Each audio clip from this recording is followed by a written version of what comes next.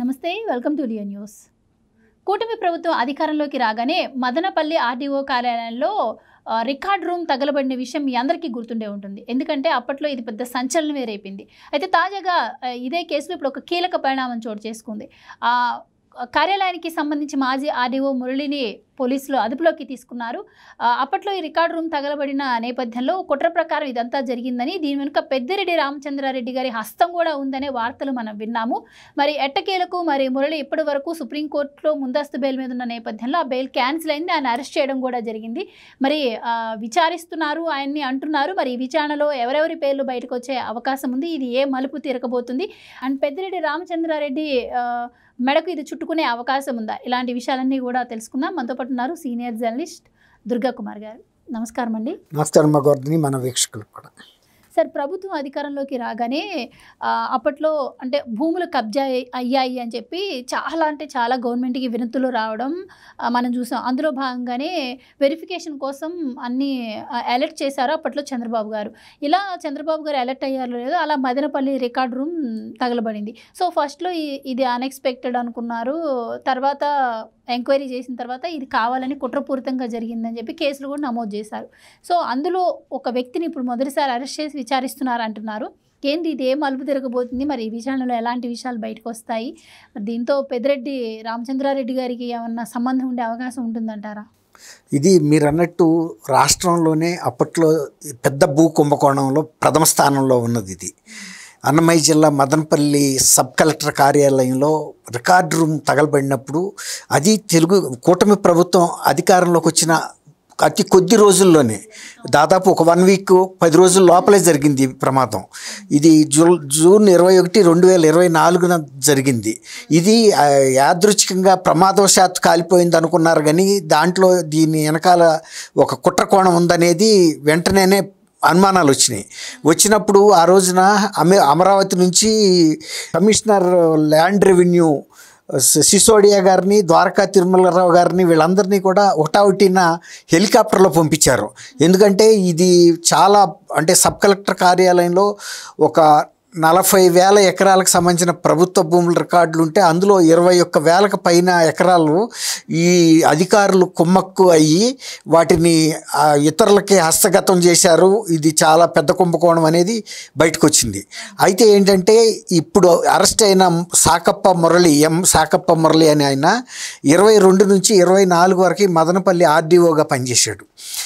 2 సంవత్సరాలు పనిచేసిన దాంతో ఆయనకి అక్కడ రాజకీయంగా కూడా చాలా పరిచయాలు, ప్రభుత్వ భూముల మీద బాగా అవగాహన వచ్చింది. దీంతో ఇప్పుడు మీరు అంటే పొంగనూరు ఎమ్మెల్యే పెద్దిరెడ్డి రామచంద్రారెడ్డి బాగా ఇన్ఫ్లుయెన్స్ చేసి ఈ భూముల్ని కబ్జాలు చేయటంలో ఆయన బినామీలతో, కొంతమంది అనుయాయులతో ఈ విధంగా పెద్ద కుంభకోణం జరిగింది. అయితే ఏంటంటే ఈ కుంభకోణానికి సంబంధించిన పాత రికార్డు కనుక దొరికితే వీళ్ళు చేసిన అవకతవకలు అన్నీ బయటకు వస్తాయనే ఉద్దేశం మీద ఒక కుట్ర పన్ని ఈయన ఆర్డీఓ ఈయన తర్వాత ఇంకొక ఆర్డీఓ వచ్చాడు. ఆయన గౌతమ్ తేజ్ అనే ఒక రికార్డ్ అసిస్టెంటు, వి మాధవరెడ్డి, తుకారాం, వీళ్ళందరూ కలిసి ఈయన A2గా ఉన్నాడు మురళి. అంతకుముందు ఆర్డీఓ అప్పుడు ట్రాన్స్ఫర్ అయ్యాడు, కానీ ఆయన ఆ తర్వాత వచ్చిన ఆర్డీఓతో టెలిఫోనిక్ సంభాషణలు జరిపాడు. ఈ గౌతమ్ తేజ్తోనూ మాధవరెడ్డితోనూ ఇవన్నీ కూడా సిఐడి వాళ్ళు అన్ని ఆధారాలు కూడా సంపాదించారు. ఈయన ఏం చేశాడంటే అరెస్ట్ అవ్వగానే అరెస్ట్ చేస్తారని ముందు ఏపీ హైకోర్టులో బెయిల్ కోసం వెళ్తే బెయిల్ ఇవ్వలేదు. అయితే ఇక్కడికి వెళ్ళాడు, మన సుప్రీంకోర్టుకి వెళ్ళాడు. సుప్రీంకోర్టు మధ్యంతర బెయిల్ ఇచ్చింది. ఆ బెయిల్ మీద ఉండగానే ఇతను ఏం చేశారంటే మొన్న జూలై 8న కూడా ఈయన అరెస్ట్ చేశారు. అరెస్ట్ చేసినప్పుడు నాకు ముందస్తు బెయిల్ ఉందని చెప్పించి తప్పుకున్నాడు. దాంతో పోలీసులు ఏం చేయలేకపోయారు. నిన్న ఇది కేసు విచారణకు వచ్చినప్పుడు ఈయన పాత్రని సిఐడి వాళ్ళు అక్కడ ప్రూవ్ చేశారు.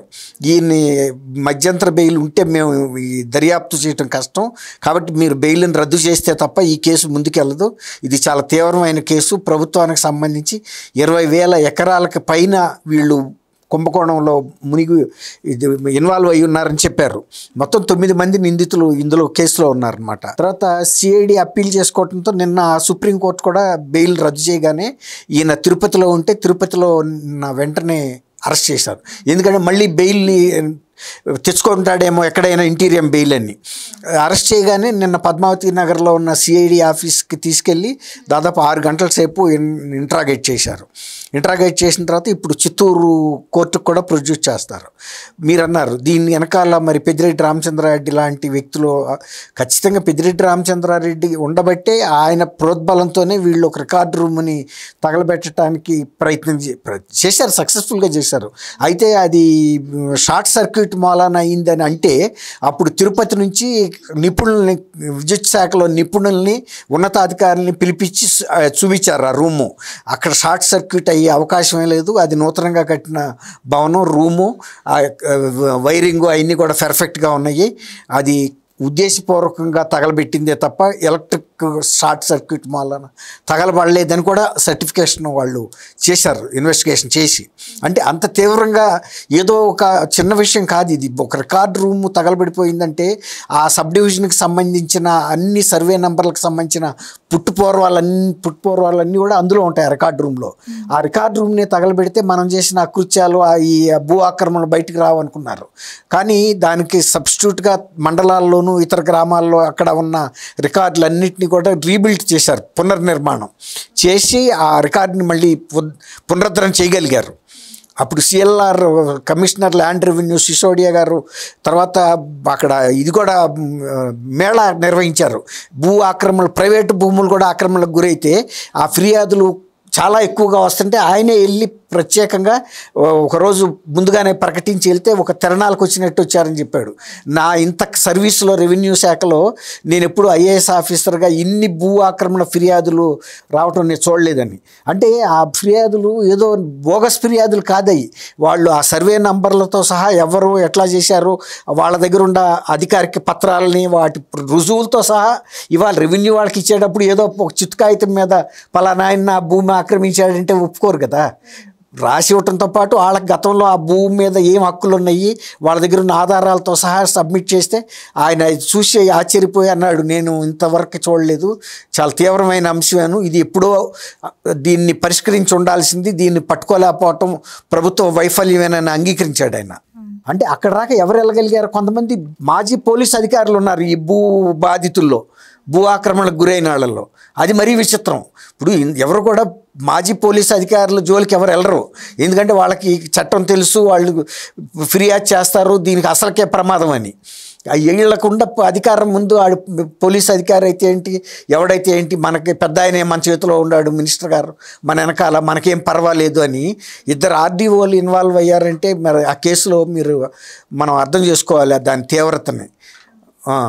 కాబట్టి అంత పెద్ద భూ కుంభకోణాన్ని బయటికి తీసుకురావడంతో పాటు మరి నిన్న ఈయన మురళీ బెయిల్ని సుప్రీంకోర్టు వరకు వెళ్ళి సిఐడి వాళ్ళు ఛాలెంజ్ చేసి అది రద్దు చేసి అరెస్ట్ చేసి నిన్న 6 గంటలు చేశారంటే ఈ కేసులో వెనకాల ఉన్న రాజకీయ శక్తులు ఎవరు, ఎంతవరకు లబ్ధి పొందారు, ఎన్ని ఎకరాలు, ఎంతమంది బాధితులు అన్నీ కూడా బయటకు వస్తాయి. ఇప్పుడు దీంట్లో ఆరోపణలు ఎదుర్కొంటున్న వాటిలో ఒక్కళ్ళనే అరెస్ట్ చేయడం జరిగింది. మరి ఈయన ఎంక్వైరీ తర్వాత మిగిలిన వాళ్ళు కూడా అరెస్ట్ చేసే అవకాశం ఉందా? అంటే దీనికి సంబంధించి పెద్దిరెడ్డి రామచంద్రారెడ్డి గారి భూ భాగోతాలు మరిన్ని బయటికి రావచ్చు అంటారా? ఇప్పుడు ఆల్రెడీ ఆయన కొన్ని మఠాలకు సంబంధించిన భూములు తిరుపతి చుట్టుపక్కల కూడా ఆక్రమించాడు. తర్వాత ఏపీ ఐఐసికి సంబంధించిన భూములు కూడా ఆక్రమించినట్టు ఆయన భార్య పేరు మీద బదలాయించుకున్నట్టు కూడా అనేక ఆరోపణలు వచ్చినాయి. తర్వాత అందులో ఆయన వ్యక్తిగత కార్యాలయాన్ని, నివాసాన్ని, ఒక గోశాలని కూడా తిరుపతిలో నిర్మించుకున్న అటవీ భూములు, తర్వాత అది ఒక మఠానికి సంబంధించిన సత్రం భూములు, ఇవన్నీ కూడా ఉన్నాయి, చాలా ఉన్నాయి. తర్వాత అంతకుముందు ఈయన పీలేరు ఎమ్మెల్యేగా ఉన్నప్పుడు పీలేరు దగ్గర చుట్టుపక్కల అటవీ భూములు ఆక్రమించి వాటిల్లో పళ్ళ తోటలు అవి వేసాడు అనేది కూడా ఆయన మీద చాలా ఆరోపణలు ఉన్నాయి. కాబట్టి ఇవన్నీ కూడా బయటకు వస్తాయి. మిగిలిన ఎవరైతే గౌతమ్ తేజ్, మాధవ్ రెడ్డి, తుకారాం వీళ్ళందరినీ కూడా అరెస్ట్ చేస్తారు. ఇది చిన్న విషయం కాదు. ప్రభుత్వ భూములు కబ్జాకి సహకరించడం, ఇతరులకి దాని ద్వారా లబ్ధి పొందడం చేశారు. రెండోదేమో తగలబెట్టడం, ప్రభుత్వ ఆస్తులకు, ప్రభుత్వకు సంబంధించిన రికార్డులు ధ్వంసం చేయటం అనేది చాలా పెద్ద నేరం, అది ఉద్దేశపూర్వకంగా. కాబట్టి ఈ తీవ్రమైన నేరానికి సర్వీస్ నుంచి కూడా ఈయన్ని హూస్ట్ కూడా చేస్తారు. ఎందుకంటే ఆర్డీఓగా ఉండి పని చేశాడంటే తన్ని సర్వీస్లోనూ ఉంచరు, రెండోది మీరు అన్నట్టు తీవ్రమైన క్రిమినల్ చర్య తీసుకుని జైలు పెడతారు. Thank you so much. Thank you అమ్మా Govardhan. Please subscribe to Leo News for more videos.